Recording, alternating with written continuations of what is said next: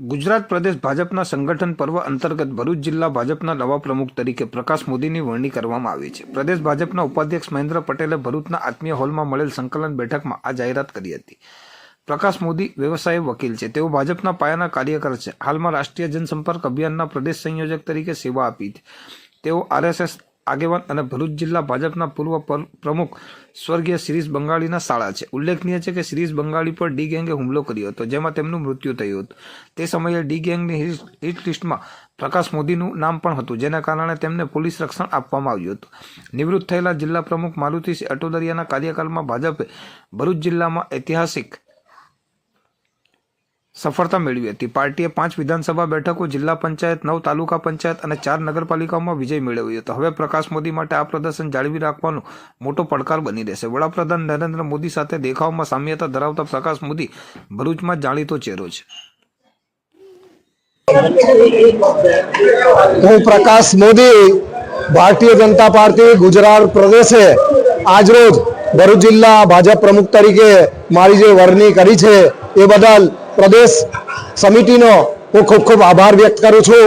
મને જે જવાબદારી સોંપવામાં આવેલી છે એને ખૂબ જ સુંદર રીતે હું સાર્થક કરીશ અને ભરૂચ શહેર અને જિલ્લાના વિકાસના કામો થાય અને પાર્ટીના નાનામાં નાના કાર્યકરનું પણ ધ્યાન રાખી અને કઈ રીતે એનો પણ ગ્રોથ વધે. કેમ કે જેમ આપણા વડાપ્રધાન શ્રી નરેન્દ્રભાઈ મોદીએ કીધું છે, સૌનો સાથ સૌનો વિકાસ.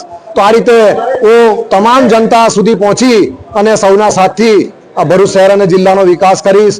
અને જે સંઘનું સૂત્ર છે, યાચી દેહી યાચી દોડા, આ જે શરીરે ભારત માતાને પરમ વૈભવ પર લઈ જવાય એ માટેના આપણું પ્રયત્ન માનનીય વડાપ્રધાન શ્રી નરેન્દ્ર મોદીનો જેમનો કાર્ય છે એમાં સાથ સહકાર ભરૂચ શહેર અને જિલ્લાનો પણ મળી રહે એ માટેનો હું પ્રયત્નશીલ રહીશ. પ્રકાશભાઈ, તમે પ્રમુખ બનવાના છો, જિલ્લા પ્રમુખ બનવાના છો, ક્યારે તમને ખબર પડી, કેવી રીતે ખુશી વ્યક્ત કરી? સવારથી જ એક લિસ્ટ વાયરલ થયું, ક્યાંક લોકો કહે છે કે ના આ ખોટું છે, તેવું છે, શું માનો છો?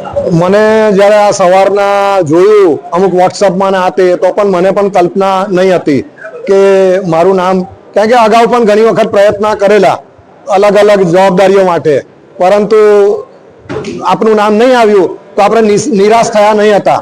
કેમ કે ગીતામાં કહ્યું છે કર્મને અધિકારસ્તુ મા ફલેષુ કદાચન. એટલે આપણે કર્મ કર્યું, માંગણી કરેલી, ના મળ્યું તો કંઈ નહીં. આપણે કોઈ અસંતોષ વ્યક્ત કર્યો નથી કે કંઈ આછી પાની કરી નથી કે કંઈ બીજા સંગઠનમાં જતો રહો, કંઈ ભાંગતોડ કરું, આવું આપણે કશું કર્યું નથી. પાર્ટીના વફાદાર રહી અને આજ દિન સુધી સતત 41 વર્ષ સેવા કરી છે. અને જ્યારે આ નામ પ્રદેશ તરફથી મને છેલ્લે 12 વાગ્યાની આસપાસ સૂચના મળી એટલે મને થયું કે ભાઈ આ સાચું છે.